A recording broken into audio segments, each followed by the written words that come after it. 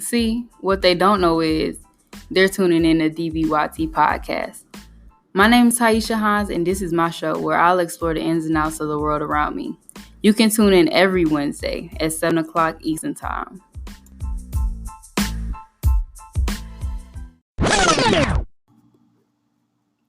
On this episode, we'll reveal what our men go through and how they appear to others in the community. Is the pressure too much for them to manage, or do they even feel like they must uphold an image to impress society? Keep listening to find out. Thanks to all my participants for joining me this week. With that being said, let's get into it.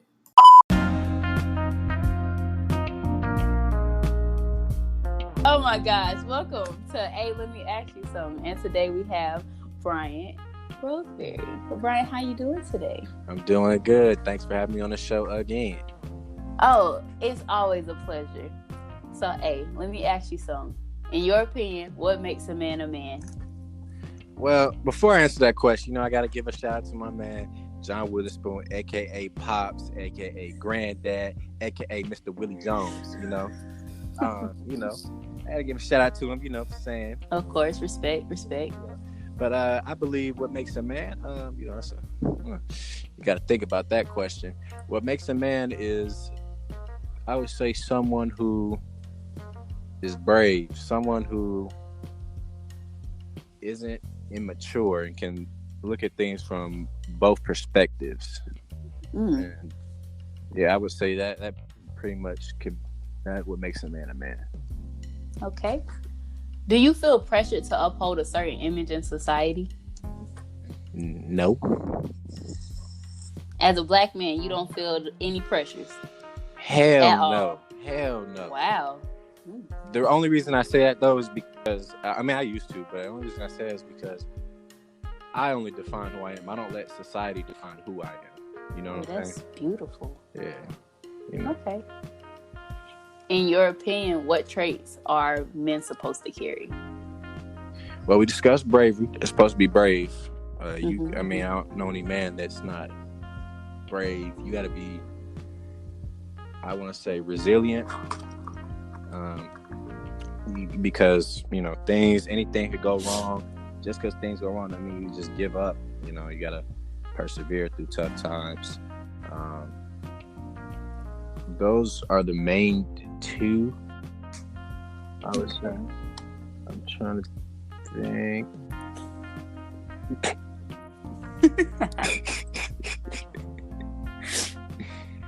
Those are the two traits. Okay. That's okay to have the most important two at the top. Yeah. Okay. I don't know if this is going to sound any similar, but what defines masculinity? Me. Oh, no, I'm playing. Jeez. I said that. My fault. What defines masculinity? That is a very good question. I would say masculinity is it's probably like the attributes, the attributes of a man, like the characteristics of a man, really. Like, what can you give me any physical or mental or like financial examples of masculinity? Masculinity.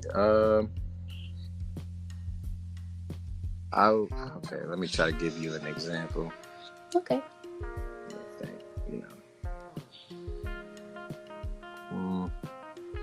I would say, see, you're over here asking these very, very, very tough questions. Now I'm playing.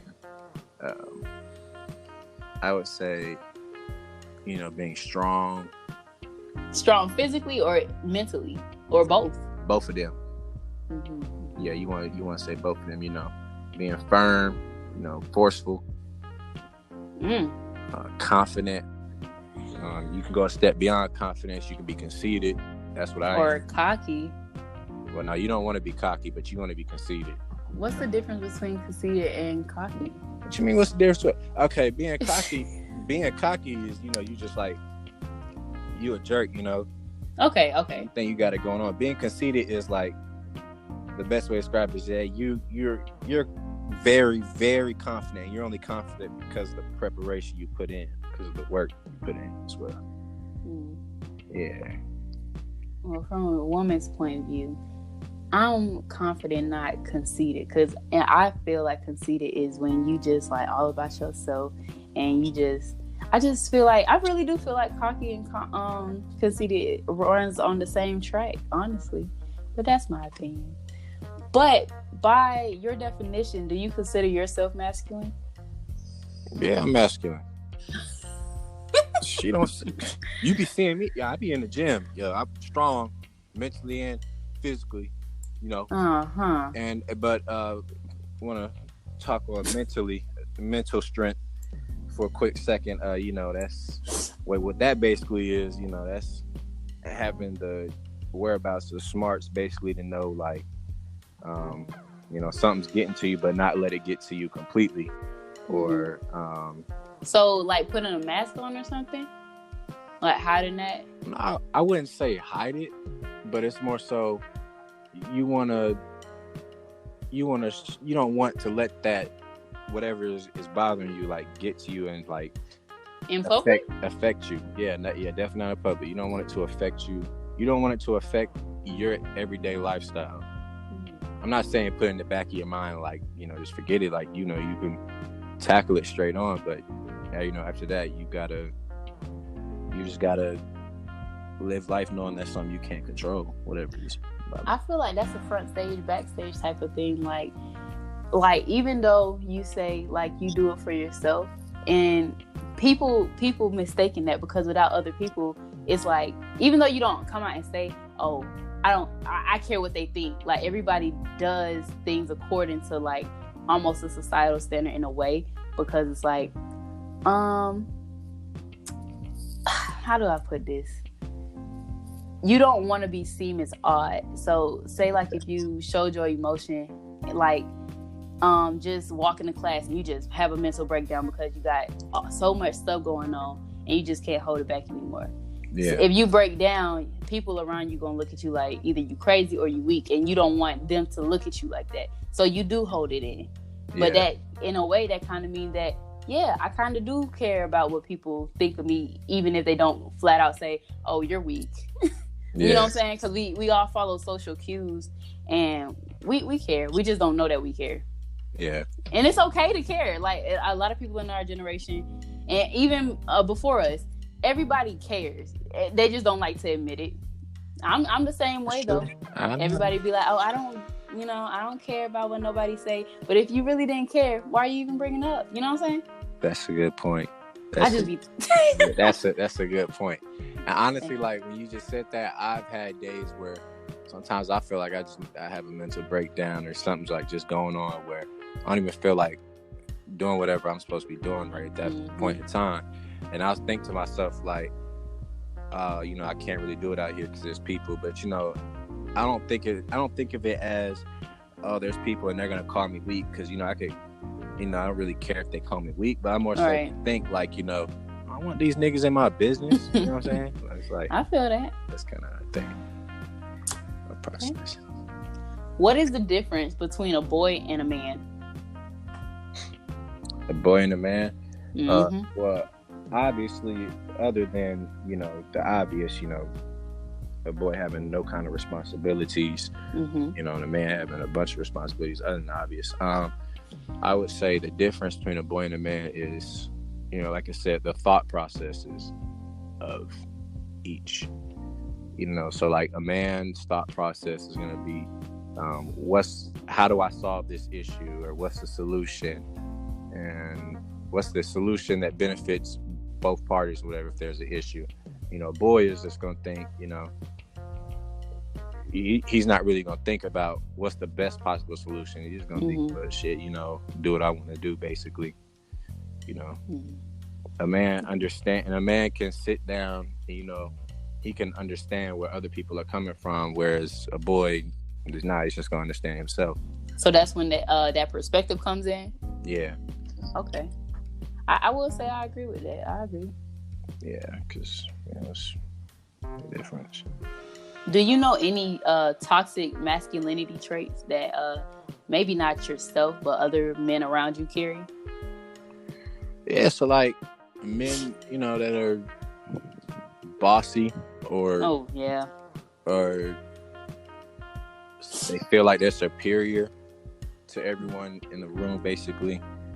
And I would say sarcasm as well.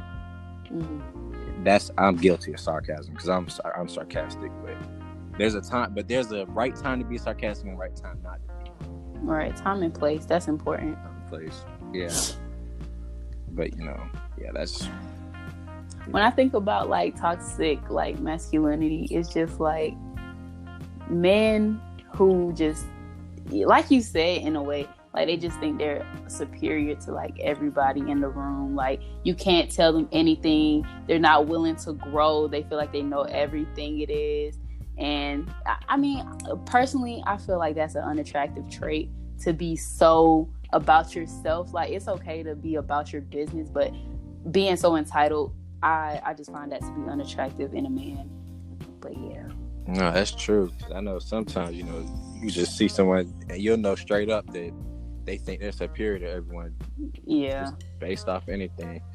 They'd be like, oh, I don't have to listen to you, or blah, blah, or knowingly, they'll know that they're wrong, but will still vouch to say they're right, Yeah, just to make it seem like, yeah, I got this. I know everything. I don't know. I just don't like a man like that.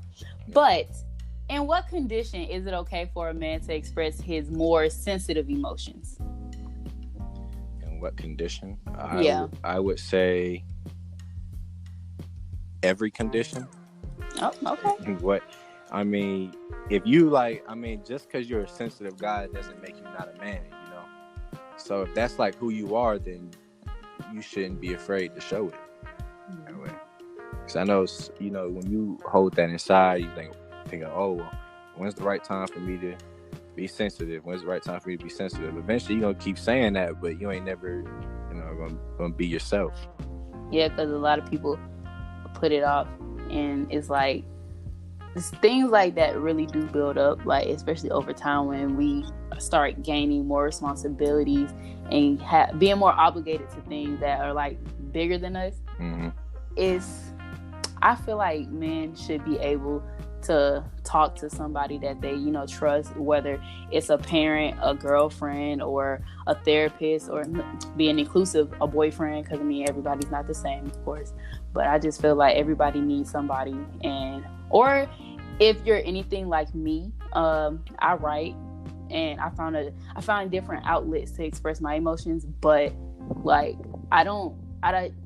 that's crazy. I don't like to express my emotions in front of people, but I'll express them to myself. Yeah. Yeah. No, that's true. And every dude, I ain't gonna lie, every dude has some type of sensitive side. They feel something, Right. Cause it's crazy. Cause like it's part of it's human nature. Yeah. Or like in our parents' generation, it was like, oh, you're not a man if you cry and stuff like that. Like, of course, nobody wants like a crybaby. Like every time you say something to them, yeah. But yeah. If you got something on your chest or in your head, if you gotta let it out, let it out. I feel like that's taking care of your mental health, and mental health is very important. Yeah, you're right. It is. It's very important. If you're not saying that, personally, if you feel like I'm gonna go on record and say, if you feel like that you don't have any emotion towards anything, and you're not sensitive towards anything, like just nothing, you're an endangerment to society. Yeah, definitely. Because I feel like, like you said, it's mental health. Eventually, it's gonna build over time, and eventually, like, you're just gonna be crazy. Yeah, it's like, and then it's like the people who never show emotions, like, who will they take their rage out on? Like, it's important just to express yourself in any way, whether it's through music or playing games or being out with your friends or whatever the case may be. I feel like everybody should have that outlet to be able to get that out at any time they feel. That's true. Whether it's, like you said, music, you got niggas like Juice WRLD be expressing themselves on music. You got, whether it's, I want to say sports or even boxing, there's something just to express yourself. Why do you believe there are fatherless children in this country?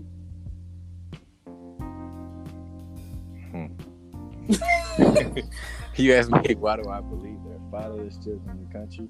Mm-hmm. I mean, because those fathers weren't ready to be a man. And like I said, part of being a man is taking care of your family, you know, and realizing that, you know, whether you consider, you know, this being a mistake or not, you know, because I wouldn't know a man how if he intentionally wanted to have that kid and then bailed out or not. I don't know the situation. But the bottom line is, even if you didn't intentionally want to have the kid, you took the step to have the kid. So why wouldn't you want to be there for your kid? You know? Yeah. And help them. That's pretty much that's like the common denominator as to why there's so many fatherless children. Do you feel like society gets to them, or just in their own heads, like they get to themselves, like they talk themselves out of wanting to do something, like take care of their children that they brought here? Do I think society? Yeah, I would say society. I honestly don't know what kind of man could just have and leave. Yeah, could just leave. Like, even if you don't like the mom, the baby mom, like even if you don't like her no more, like, or you was just trying to fuck or whatever, and she wants to have you, that's your kid. Like, yeah, right. Like, I feel the same way. You know what I'm saying? Who wouldn't want to be there for their kid? Like, just because things are about to get tough, because you got to actually be a man at work, you know, make some money and provide. So it's like, to me, like, that's like, I've always been confused as to why any guy would just leave. In my opinion, I feel like at that stage when they run away, I still feel like they're a boy. But that should not give you any right reason of you know what I'm saying, to leave, because you never know what type of effect you're going to have on that child, and they could grow up with so many issues, or they could grow up with none at all. But you don't want to be that reason why your kid is a little messed up in the head or messed up in the heart, you know? Yeah. Nah, and that's real there, Riley. Yeah. But for real though, like, I mean, it's like, yo, you have a kid, and it's like, I believe that decision alone can let you know whether you're dealing with a boy or a man. Yeah. Like, I feel bad for the people who end up with a boy for that, because I mean, it's hard out here, man. You barely have enough funds to take care of yourself, let alone your child, you know. Yeah. And it's hard out here because they do not pay these people anything, and the expense of living is ridiculously high. It's like, how can we even afford to leave our parents' house? You know what I'm saying? Like, where, for example, my parents, they moved out like 18, and you know, I'm like 21 now, so it's like, I know I'm not even close to wanting to move out, because I'm like, I don't want to struggle, you know. And I'm blessed to have parents that's going to be like, I got you. You know, if you're going to work and try to provide for yourself, you can stay here until you get to where you want to be. You know what I'm saying? Yeah. So that's a blessing, because I know a lot of my friends, they don't have that, where they family wants to help them. They like, oh, well, you're this age and you should be this established. You need to go out there. And even though they don't sell their kids to be like struggle, that's what you basically telling them. I want you to leave this house and go struggle and figure it out. And I just don't feel like that's the best way. But I mean, to each his own. Yeah, to each his own. To each his own. If you had the funds and access to go to therapy, would you go? You asking me personally? Yeah. I'm in therapy. That's beautiful. I'm in therapy. Yeah, I thought you'd be able to tell by how crazy I am. I'm in therapy. Yeah, I would definitely go. Like, if you feel like you need to go to therapy, if you think, not even feel like, if you think you need to go, then go. Like, I mean, it's not even a second guess. Right. I used to mock people. I'm not really mock, but I used to, like, I don't know, I wouldn't say look down on people, but I would, like. You don't want to say that because you. Yeah, no. You kind of used to look down on them on the slick, though. Nah, I didn't look down on them. You know, it was more like, yo, you kind of dumb for paying a therapist or to go see a therapist. Like, you know, you can talk that out yourself, but like some things you just can't. Like, yeah, as we get older, we get more understanding, because it's like, I'm gonna say the same. Like, when you young, you like, why in the world would I pay somebody to listen to me like they don't care about me, but they can really help you. Yeah. Now, personally, I've never been to therapy. I try to be my own therapist at times because, I know it sounds crazy, but that's what I try to do. Or I talk to my mom because, she has a beautiful mind. But it's like, I actually, on some university campuses or whatever, they do have access. You pay for this stuff in your tuition, so if you feel like you need to go, you already paid for it. Just go. Don't think about what other people gonna say about you because of the fact that you might feel a little depressed or you feel like suicidal or whatever. Go get your help and get your help. Get your help. Get your help early. Yeah. So Brian, how do you feel about marriage? Marriage is a perfectly natural and beautiful thing. Yeah, I want to get married one day. Yeah. I'm not even gonna lie. I've always dreamt about spoiling my wife. Marrying her. The process, like how I'm going to, propose to my wife and the type of wedding we're gonna have. I think about that thing all the time. Some people don't like to get married. I don't really understand why. I can tell you why. Well, personally, I don't know how I feel about marriage because that's a very, very big commitment to make. And I know that a lot of people in our society don't like to make commitments, but in a way, it's just what I've seen, I guess, is even though you commit your whole self to a man or a woman, that will not stop them from doing them at times. Like, you really gotta sit down and understand your partner, like, 360 view, You can't just see them, like, on the outside. You gotta go deep in that. And if you don't know how to do that, it's gonna be bad, I feel, Like, if they go out and you go and put your all into this person and they either cheat on you or leave you because they can't deal with you or whatever the case may be, that's gonna break your heart. I think so. And I don't really want to be brokenhearted, but if I do find a man that can live up to the husband standards, not just the boyfriend standards, because those are two different standards, what I'm saying? Yeah. I just feel like just because you can be my boyfriend does not mean you can be my husband, because maybe you're lacking in areas that a husband should have, but you fulfill the boyfriend resume, but not the husband resume. Oh, okay. I see what you're saying. So that's how I feel. Well, dang. Yeah. But nah, I hear what you're saying though. But okay. So I'm very biblical. Okay. I don't think you should get married just to say like, oh, well, you're getting married just to commit to that one person and stay loyal to them. Obviously that's what you should do in a marriage. Yeah. Like, but I feel like the purpose of getting married is like y'all are uniting, like y'all are coming together, and y'all are gonna raise a family, right? Y'all are uniting to have the child, which is a gift from God, and basically, like everything y'all do from that point is, just us. It's like it's like us. It's like it's not just me. Right. And so. You think like when you do get married, your responsibilities change though. It's not like just what's best for you, it's what's best for us or what's best for my family. Right.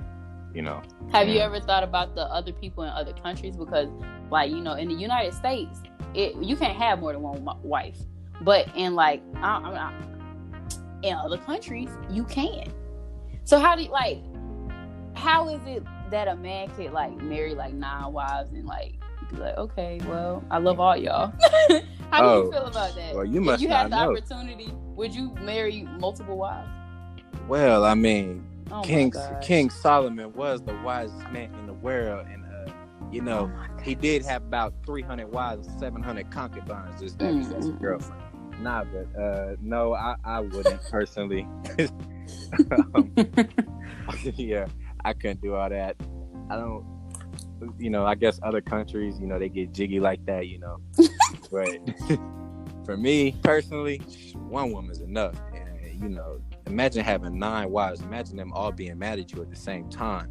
Damn, boy, that'd be a or long that ass you day. can't take care of all 9 wives. Oh yeah, that too. Because you can't just be out here marrying people and be like, oh well, I'll give you a goat and you'll give me, like, Yeah. No, it just doesn't work like that. Yeah, it doesn't work like that. I mean, that's just other. I mean, I guess to each his own. Yeah, to each his own. Yeah. Agree to disagree. Yeah, I hope the girls are okay with it though. I guess they are. I don't know. Yeah. But do you see yourself creating a family one day, like with kids and all that good stuff? Yes, I do. Be thinking about my little kids running around right now. We're gonna call him my oldest son. We're gonna call him Deuce because he's gonna be Brian Evan Roseberry the second. Okay. He's gonna be Deuce. We're gonna call him Deuce. Probably okay, Deuce. I have a person in my class named Trip. Trip. Okay, well that makes sense. It's pretty dope. Yeah, it is. I never heard that before, but until like last year. But he told me what it meant this year, so I was like, oh, okay, that's cool. Yeah. Still working on the other names, the other children. I don't know exactly how many I'm gonna have. Yeah, that's the thing. I ain't even finna go into that. Anyway, what is your game plan for the next 5 years? As far as what? I mean, I don't know. I don't know your life. Yeah, your game plan. What's up? 5 years. Give me year 1. 5 years. Okay, year 1. After I graduate in May. Mm-hmm. Congratulations.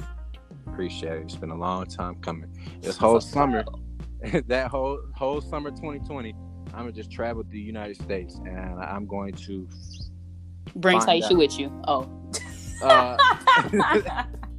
I'm kidding. No, not yet. Remember I told you once I find the place I'm living at, then I fly you out there. Then you can come. Thanks, cuz. I gotta find a place. But I'm touring the whole United States. In the summertime, to figure out basically where I want to live for the rest. I'm not gonna say for the rest of my life, but live currently, because I mean, as the way it's looking right now, I can't stay in Atlanta much longer. But so that's gonna be year 1.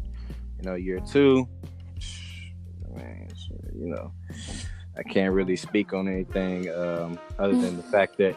I'm gonna just be making money off of what I already do, which they should remember from the last podcast. Right, and if you haven't checked out our last podcast, you should go do that. Thank you. Tune in to that. Yeah, but just keep on making money from that, and honestly, by year 2, what I really expect, and this will be the rest of my life, is starting an organization to help homeless people, to help get homeless people off the street and help get homeless people jobs, mm-hmm. and give them affordable housing. That sounds great. Yeah, so it's a movement I'm starting called "If You Can, You Must." Okay. Yeah. It's all in the works right now. I'm trying to, homeless people. Because a lot of them. I mean, we get this preconceived notion, I guess, that they're just bad people, or they're homeless because of they didn't try or something, right? Yeah, like they didn't. And that's not always the case. It's not always the case at all. So I want this to be their second chance, That is beautiful. Whether it's the plan to pay for it though, is to own several apartment complexes, right? Mm-hmm. And with the money I generate from those apartment complexes, I use that money to fund a building, a big ass building with a bunch of rooms and everything for homeless people to stay. Like a mall in a way, because you know how malls have really, really a lot of rooms. Yeah, that'd be dope. Yeah. Have homeless people, stay there. They stay there, and while they're there, we work with them to help them get a job. And once they get a job, after they've been in there for a year, they start paying affordable rent, right. So they basically keep staying in there. Once they, get on their feet, promotions and everything, get on their feet, they can get their own place, and so that's my plan, because I feel like if the government won't do it, I will. So that's pretty dope. I know it's kind of early, but do you plan to collab with people who are willing to help? Because I know this is weird. Well, it's not weird, but women didn't ask to have cycles, and I felt like they needed, like, a lot of homeless women obviously don't have the money to get like feminine product that they need, and it's already got like a luxury tax on it, and it's not a luxury. Like, what comes from it, okay, cool, but it's like, while we not having babies, that stuff is really expensive for us, and I know that if it's expensive for me, it's expensive for homeless women. So I was just wondering about stuff like that. But yeah, there's definitely gonna be a lot of collabs, you know. Okay, that's cool. That's cool. You know, the plan is, you know, get the news involved, you know, try to get Instagram involved with it as well. Yeah. So a lot of other celebrities who have money as well can also, you know, eventually, you know, I guess they'll eventually want to, you know, do the same. But, you know, it's not even like, I hope, you know, it's not like to the point where everyone's like, oh, well, I impacted 3 homeless people's lives. How many people's lives do you impacted? Like, yeah, it's not a competition. Yeah, it's not a competition. Like, even if you can't afford for them to stay like in a hotel for one night, or you can't afford for them to stay somewhere, even if you just give them like a meal, like, that's enough, in my opinion. That's enough. Yeah. And it ain't gotta be all extravagant. It's just the fact that people helping people, and that's what we need to be striving for. Yeah. So I salute you for that. That's dope.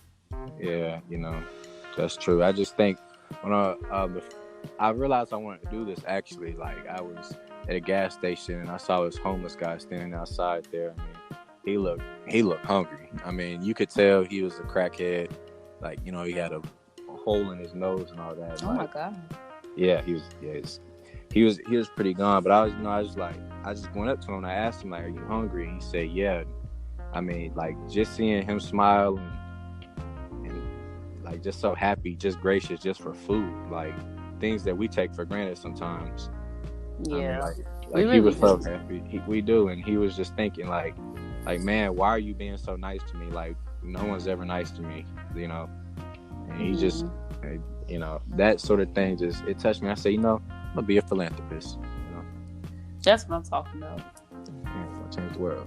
That's pretty much what I'll be doing for the next 5 years. So I appreciate that. Do you have any last remarks? Any last remarks? Well, in the words of John Witherspoon, put the gun down, son. You're not a man with a gun. Put your hands up. Now you a man. You live to fight another day. Oh my God. Thank you for coming on the show, Roseberry. I was about to say, thank you so much. You know, your show is the best. You know, you're the GOAT. You know, you already know all that. You already know all that. You know. You already know. I appreciate it. Well, that's all we have for Let me ask you something. Y'all can tune in next week. All right, that's a wrap. It's a wrap.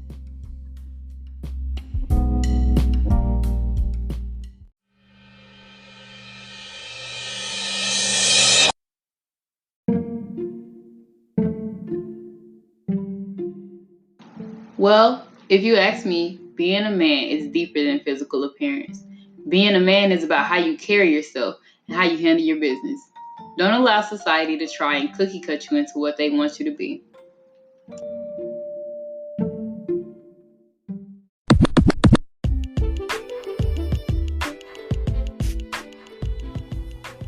That's all we have for Don't Bite Your Tongue today. I want to thank everybody who tuned in this week. Y'all can follow me on Instagram at _Sanaa, my Snapchat at Taisha37, my Twitter at its_TaishaH. If you have any comments, suggestions, topics, or questions, feel free to use the voice message feature to send it through the Anchor app. Or if you tuned in through any other external podcasting service, you can hit me up on my social media. Tune in next time where we'll be discussing body image. Again, I want to thank all my guests that I had on the show today. I'm Taisha, and I promise I won't bite my tongue.